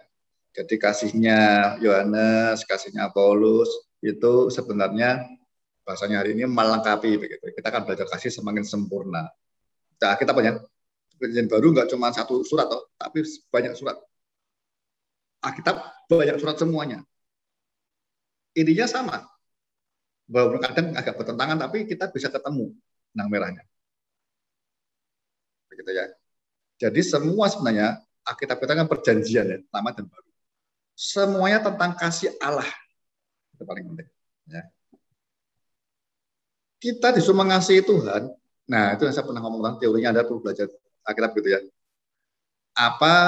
Siapa mendahului, siapa yang belakangan itu ya. Kita harus mengasihi Tuhan karena Tuhan lebih dulu mengasihi kita. Prinsip itu penting. Jadi kalau kita mau belajar ngajari orang tentang kasih, kita juga belajar kasih. Kita ngerti itu siapa yang mendahului apa sih untuk kita saling mengasihi itu, atau kita harus mengasihi Tuhan dan sesama. Karena Tuhan lebih dulu mengasihi kita. Gitu ya. Nah, saya ngomong prinsip-prinsipnya aja. Prinsip itu saudara perlu ngerti begitu, kasih. Yang kedua, yang berikutnya selalu apa, saudara? Ketahuilah kasih itu selalu ada proses, ada progresnya. Jadi kasih itu apa ya? Kalau saya bilang ya, makin sempurna gitu ya, makin sempurna, makin sempurna.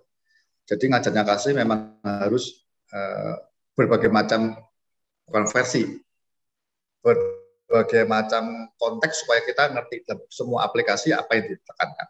Nah, ketika Paulus ngajarnya kasih di Korintus, ini penekalannya supaya jemaat tidak terpecah belah. Ya, satu. Jadi kalau kan dia ngomong tentang karunia, lalu ngomong tentang tubuh khusus, semua satu. Yang terkecil pun bagian yang terlemah itu harus lebih diberi kemuliaan yang lebih lagi. Nah, untuk itu yang terpenting itu kasih. Itu sama dia, ya Yohanes Anda tahu ya, Yohanes juga ngajar udah, Yesus ngajar saling mengasihi gitu ya. Yudas pergi, ada perintah baru mengasihi. Nah, kasih itu menjaga keutuhan antara kita kepada Kristus. Maksudnya kasih Kristus ya, agape dari Yesus lebih mengasihi kita. Kasih agape itu menjaga sesama jemaat untuk saling mengasihi, dan itu prosesnya akan terus bertumbuh makin dewasa sempurna kasih. Nah, itu sebabnya kasih itu sampai kekal. Kenapa itu penting? Karena kekal. Lainnya iman, pengharapan berhenti semua, termasuk karunia berhenti. Tapi kasih kita kepada Kristus terutama, kasih Kristus kepada kita dan sesama, itu akan kita bawa kekal sampai di surga kasih itu. Karena di surga nanti isinya kan kita suami istri kasih semua. Mungkin awalnya begitu Pak Yan. Ya kasih itu ya. Nanti kita ada lebih dalam belajarnya. Kasih banyak tuh kasihnya. Ya kalau Anda belajar tentang Paulus berapa kali tentang kasih ya. Selalu dia tiap jemaat ngajarnya apa? Aku melihat imanmu dan kasihmu. Imanmu dan kasihmu. Imanmu dan kasihmu. Jemaat kita selalu lihatnya Pak, iman terus kita misalnya. Kasihnya nggak pernah bertumbuh. Karena kasih itu kebenaran yang dari karunia sampai nanti jadi buah roh, terutama kasih. Dewasa kasihnya semakin sempurna nanti. Menarik Pak ya, terima kasih.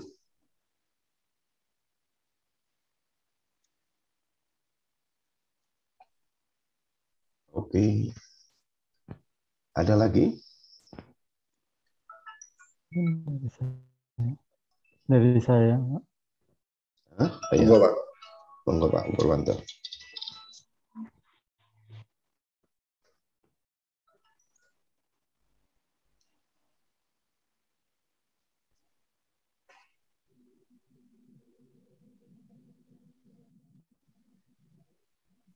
Suaranya, Pak.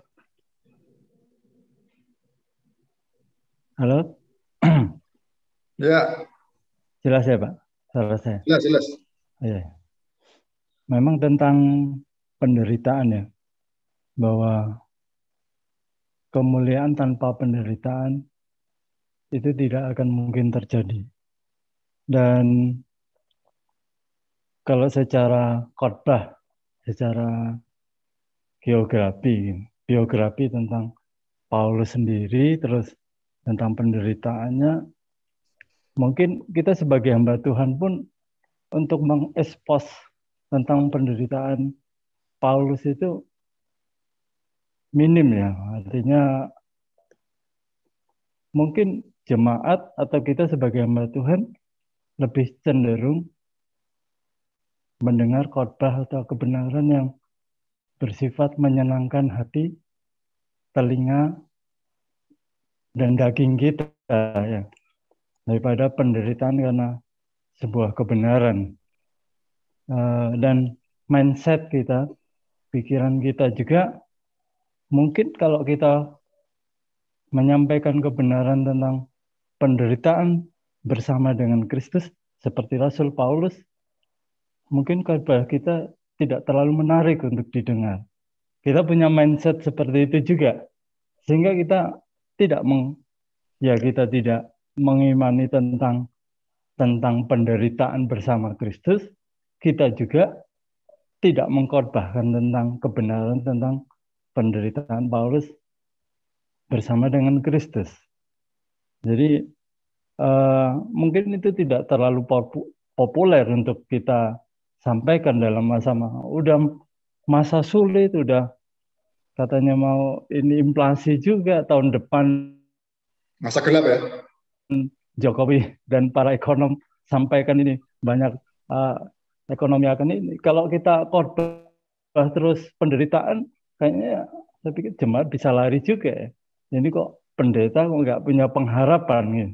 Seperti itu. Jadi kadang-kadang dalam konteks ini kita terpancing ya, mindset pikiran kita tentang sebuah penderitaan itu yang dikaitkan dengan hal ini ya. Tentunya ini menjadi teguran secara pribadi buat saya bahwa mindset yang kebiasaan kita sering mendengar khotbah-khotbah yang menyejukkan, menyenangkan, membuat daging kita senang. Saya rasa itu lebih disenangi gitu, baik jemaat pun hamba Tuhan secara pribadi. Tetapi malam ini ditegur secara keras juga bahwa bukan saja mengkhotbahkan juga, tetapi ini merupakan lifestyle, gaya hidup kita untuk hidup menderita demi kebenaran Kristus gitu. Nah, saya responi itu Pak Hon. Terima kasih. Baik. Malam ini saya tidak sharing tentang penderitaan sebenarnya, tapi tentang mempelai ya. Nah, jadi poinnya kan tadi penderitaan gitu. Karena kemuliaan. Ya, jadi gini, kalau Anda nanti dengar ulang kembali rekamannya ya. Nanti begini, ini sama juga nanti kalau kita sharing ke jemaat juga begitu sih. Semua kita ini dalam rangka mempelai mengasihi Yesus, juga nanti anak hamba sampai memulai lah, bagi sampai level mempelai, nanti pasti saya bilang apa ini kita katakan, pasti nanti ada risiko yang membuat kita akan menderita. Itu seperti ujian kasihnya seperti itu. Nah, ketika menderita tidak boleh takut. Nanti sharingnya begitu ya. Toh kalau mau jujur sebenarnya kita menderita kok apapun juga lah. Dalam rangka ngiring Yesus ya. Jadi itu problem. Sampaikan Pak Purwanto ya. Nah, bagaimana kita saya pernah cerita beberapa waktu lalu dulu ya waktu masih di ruangan ini. Bagaimana kita breakdown saja, berhenti, kita nggak kembali jemaat kita sebagai anak-anak rohani, masih level anak. Jadi kita coba kembali ngulang tentang kasih Kristus dulu ya, sesuatu yang memang ada proses progresnya, nanti diajak ketemu hamba, mulai diajak mikir pekerjaan Tuhan, orang lain, mungkin diajak mulai melayani itu. Jadi mungkin berani di break gitu ya. Kalau memang kita tahu langkahnya, tahu jauh jalannya, bisa tadi istilahnya Pak Purwanto menyenangkan telinga orang gitu. Wah, kalau begini ini masa sulit kan ada di Matius 24 ya. Nanti jemaatku bisa kalah ini jemaat Yesus ini. Yuk berdoa, mungkin saja bisa break sebentar. Anggap ini masih anak-anak rohani, levelnya anak-anak sudah mulai beri kekuatan baru. Satu-satu sampai dia diajak mulai bertumbuh melayani Tuhan ya.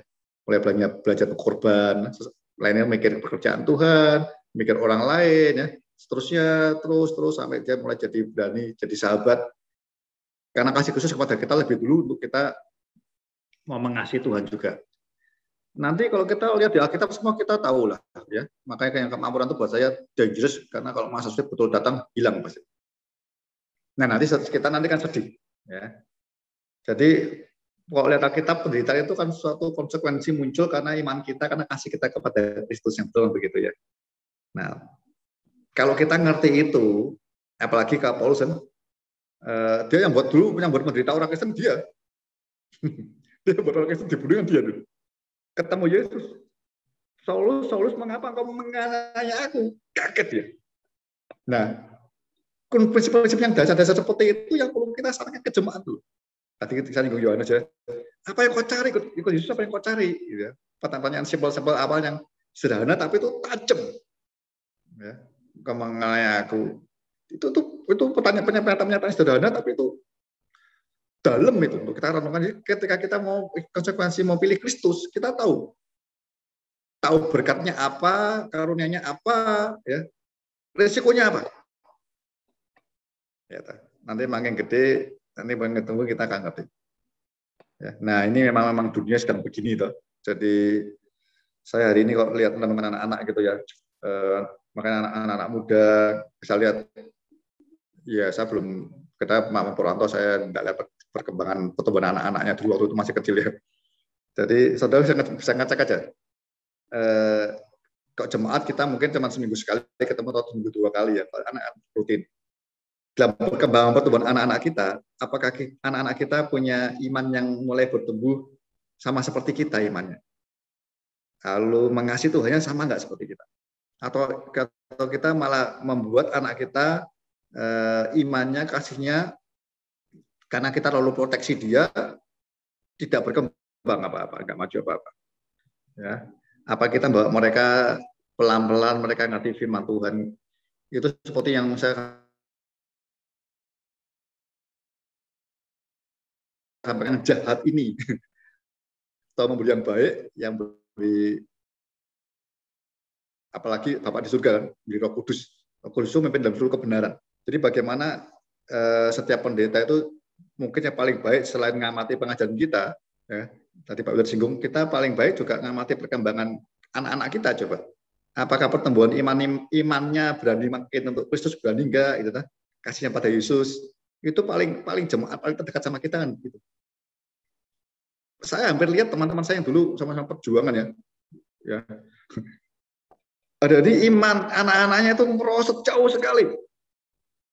Karena apa? Terlalu diproteksi, ya, terlalu, ya, bapak-bapak seringkali kita nggak mau anak kita sulit. Oh enggak, nanti kita apalagi nggak tahu ya, saya nyadari ya. Saya tuh nyadari, saya nggak tahu saya bisa seperti Paulus nggak ya sampai garis akhir begitu. Saya akan doa sama Tuhan, saya mau selesaikan tiap hari, saya mau selesaikan sampai akhir. Ya, tiap hari saya merasa Tuhan, saya satu doa apa, saya mau selesaikan sampai finish harus. Karena saya kan nggak tahu kapan saya dipanggil Tuhan mendadak. Ya, saya pernah mikir saya kalau nanti malam dipanggil Tuhan, nanti saya nenggantiin siapa ya 2 minggu lagi. Jadi saya begini tak tuntasin dulu. Kan 2 minggu lagi Tuhan ngomong apa lagi? Tuntasin, saya tuntasin. Karena saya itu, kita kan jadi orang tidak tahu kapan Tuhan panggil kita. Ya. Kita mau mewariskan apa? Jadi selagi kita masih mau ya sahabat ya.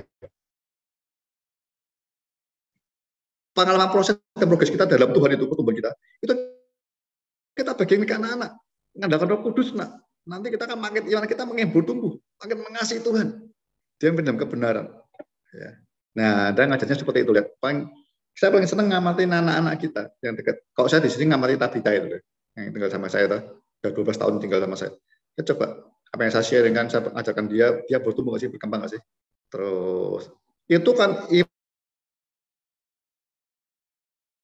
implementasi itu kan nilai saya dapat Tuhan dan akan pulang seminggu sekali. Tapi yang di cerminan buah dari apa yang saya kerjakan sehari-hari. Ya. Nah, saya harap ya kita semua ya, ingat, saya ini itu selalu proses dan progres. Seperti jaket dulu. Ya, nanti bila perlu kita buat batik, proses dan progres lagi namanya. Pokoknya ada ingat proses dan progres. Di proses tapi ada progresnya gitu loh. Ya ingat terus, saya ini itu begitu, hari ini kita enggak. Tapi kita ini makin dekat enggak dari anak hamba, sudah mulai berani. Sahabat tidak, kita berani mati buat itu Yesus tidak. Kalau dari itu kita berani itu enggak, itu benar kudus, apapun risikonya berani enggak. Jangan sampai jatuh bangun kita, aduh dosa ini lagi, salah lagi. Gitu. Ya enggak apa-apa, tapi cepat. Mikir yang lebih besar itu banyak sekali. Oh, hal Paulus tadi Pak Robi saya sampaikan tuh, kita belajar Paulus, waduh, ini rasul ini memang wow, ya. Nah kita jangan cuma wow. Saya senang mengenai Pak Robi saya kasih PR ya. Coba yang dia ngomong rasul, pelajari Pak. Dari tahun ke tahun dia seperti apa? Rasul dipali Tuhan, lalu yang ya, terakhir dia akan menurun, mulai rendah hati dia. Rasulnya paling hina, nanti dia tidak bangga-bangga lagi. Nah itu tuh menarik. Yang disampaikan Pak Pur itu peringatan buat kita semua. Nanti Pak William juga terombang-ambing banyak hal. Ya, hati-hati. Mumpung masih ada, kita ini tidak semuanya bisa kita handle. Yang Anda bisa handle, Anda handle. Pikirkan yang Anda berdampak kekal, yang Anda bisa tangani hari ini. Yang lain-lain jangan dulu deh. Yang Anda berdampak kekal. Nanti kita stres sendiri. Terima kasih Pak Purwanto. Nanti kita bahas 2 Senin lagi ya. Anda yang sharing bertanya itu tolong Anda persiapan lebih baik nanti ya 2 Senin lagi ya. Gali lagi tentang Paulus seperti apa penderitaannya, bagaimana, menarik. Ya. Penderitaan itu tadi saya sampaikan tuh. Penderitaan itu tidak seperti kemuliaan akan kita terima. Wah itu apa? Enggak senang harusnya. Penderitaan yang kita alami hari ini tidak sebanding apa yang akan kita terima. Angka menderita kita akan menerima kemuliaannya semakin besar. Pertanyaannya mungkin jemaat, buat kita sendiri lebih dulu. Apakah kita ngerti kemuliaan apa yang kita mau dapat nanti? Betul kan? Kalau kita nggak ngerti ya kita malah berani menderita. Paulus ngasih gambaran bagus ya. Perempuan mempunyai anak itu menderita. Sakit bersalin itu kan berat sekali. Taruhannya nyawa kalau sakit bersalin. Tapi dia sukacita selain anaknya lahir. Ya baik. Bagaimana Pak Thomas? Mau berhenti dulu atau satu lagi? Masih ada? Tuh Pak Rabi sudah ketemu tuh. Pak, tinggal diurutkan Pak. Betul nggak tahunnya? Paulus nulis yang tadi, rasul yang hebat tadi tahun berapa, ini tahun berapa? Ya suratnya Pak, suratnya apa ketemu nanti Pak. Ya. Menarik nanti bagikan kita ya. Oke Pak. Masih ada? Kalau nggak ada, saya serahkan Pak Thomas. Terima kasih. Tuhan berkati kita semua. Ya, kita bersyukur malam hari ini. Kita lanjutkan dengan sharing 2 minggu lagi dengan pertemuan. Pak Yanto, ada rumah nggak Pak Yanto? Pak Yanto sudah keluar, Pak. Oh, oh ya baik. Nah, ini masuk lagi dia. Kadang sinyal memang di sana jelek. Ya. Baik Pak Thomas, lanjut aja. Ya. Ini kita akan mengakhiri dengan doa nanti Pak Immanuel. Ya, pimpin dalam doa Pak Immanuel. Oke, mari kita bersatu dalam doa. Bapak, terima kasih untuk kebaikan-Mu, Tuhan Yesus, Roh Kudus yang manis. Kami malam hari ini Engkau telah pakai hamba-Mu, Pak Hondarka, untuk menyampaikan materi hal-hal baru yang kami terima. Tuhan, diajari kami kembali melihat di dalam penggembalaan kami untuk mengerti bahwa kami belajar peka akan kehendak, bukan kehendak kami sendiri. Dan kami berdoa hamba-Mu Pak Hondarka telah hikmat marifat pengajian yang sesuai dengan kehendak-Mu, dan kami berdoa untuk Pak Thomas sebagai host dalam sekali lagi lebih lagi untuk pemilihan Tuhan, dan kami berdoa untuk hamba-hamba Tuhan yang lain semuanya yang ikut jom pada malam hari ini, biarlah terbuka sehingga kami boleh introspeksi diri kami sendiri, melihat pengajian kami sehingga kami boleh Tuhan hal-hal yang daripada Tuhan Yesus oleh Roh Kudus boleh mengajar kami semakin mengerti rencana-Mu di kondisi di akhir zaman ini. Terima kasih Bapak, di dalam nama Tuhan Yesus kami bersyukur dan kami berdoa. Haleluya. Amin. Ya, puji Tuhan. Terima kasih Pak Hondarka, terima kasih semuanya. Tuhan berkati. Terima kasih Pak Hondarka. Selamat beristirahat. Iya, selamat saya. Kita. Terima kasih Pak. Salam, shalom. Terima kasih Pak Thomas. Pak Andreas, Semuanya. Pak Manuel, Ya, semua. semua. Banyak yang ikut ya, 13 ya. Pak Robin, Tuhan berkati. Halo. Pak Ya, ada Pak Petrus. Roni, Pak Weller, Pak Robin, Shalom. ada Pak Petrus nih, Pak Iya. Yer, Pak Repi, Pak Purwanto. Terima kasih sama-sama. Terima kasih semua ya. Ya, Tuhan berkati.